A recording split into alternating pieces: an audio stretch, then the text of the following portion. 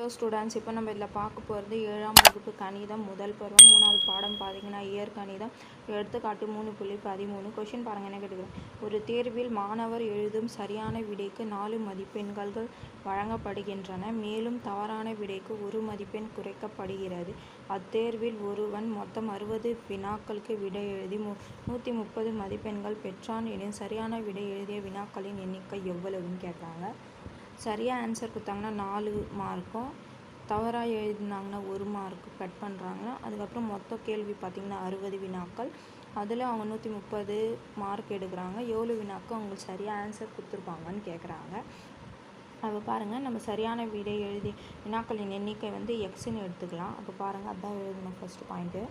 அப்போ சரியான விடை எழுதிய வினாக்களின் எண்ணிக்கை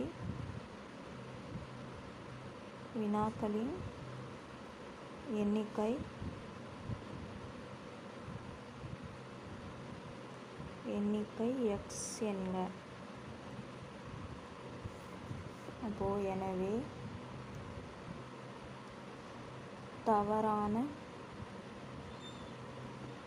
விடை எழுதிய வினாக்கள் இது பார்த்திங்கன்னா 60 கழித்தல் எக்ஸு. 1 மதிப்பெண் தானே குறைக்கிறாங்க, அதனால் 60 மொத்த வினாக்கள் 60, அதில் 1 மதிப்பெண் தான் குறைப்பாங்க. அப்போ பாருங்கள், 4 எக்ஸு சரியாக எழுதுனாங்கன்னா 4 எக்ஸு, குறைச்சாங்கன்னா 1 மதிப்பெண் குறைப்பாங்க. அதுக்கப்புறம் இது பார்த்திங்கன்னா 6x 60 கழித்தல் எக்ஸு, இது எழுதுங்க. மொத்தம் எவ்வளோ சொல்லியிருக்காங்க, 130 மதிப்பெண் எடுக்கிறாங்கன்னு சொல்கிறாங்க. அப்போது இது பாருங்கள், உள்ளே பெருக்குட்டிங்கன்னா 4x கழித்தல் 1 பெருக்குங்க கழித்தல் 60 கழித்தல் கூட்டல் எக்ஸுன்னு ஆகிடும். அப்போது 130. அப்போது இங்கே கழித்தல் 60 இருக்குதுங்களா, அப்போது கூட்டல் 60 நீங்கள் கூட்டினீங்கன்னா இந்த 60 கேன்சல் ஆகிடும். பாருங்கள், 4x கூட்டல் எக்ஸ் கழித்தல் 60 நம்ம கூட்டுறோம், 2 சைட்லையும் கூட்டினப்போ 60 = 130 கூட்டல் 60. இருபுறமும் 60 கூட்ட. அப்போது 60 தான் கேன்சல் ஆகிடும். 4 எக்ஸும் 1 எக்ஸு கூட்டினீங்கன்னா இது 5 எக்ஸுன்னு ஆகிடும். இது 2 கேன்சல் ஆகிடும். இப்போ 130ஓட 60 கூட்டினீங்கன்னா 190ன்னு வரும். அப்போது 5 எக்ஸுனா இது எக்ஸ் மட்டும் இருக்கணும்னா 5ஆல் வகுக்கலாம். அப்போது 5x/5 இங்கே வகுக்கிறோன்னா இந்த சைடும் வகுக்கணும். அப்போது 190/5. அப்போ இருபுறமும்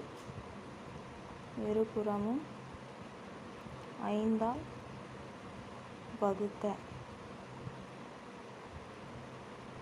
அப்போது 1 5 5க்கு கேன்சல் ஆகிடும். 1 5 5 இதில் பார்த்தீங்கன்னா 3 5 5 மீதி 4னா 40, 8 5 40, அப்போ 38ன்னு வரும். அப்போ x = 38.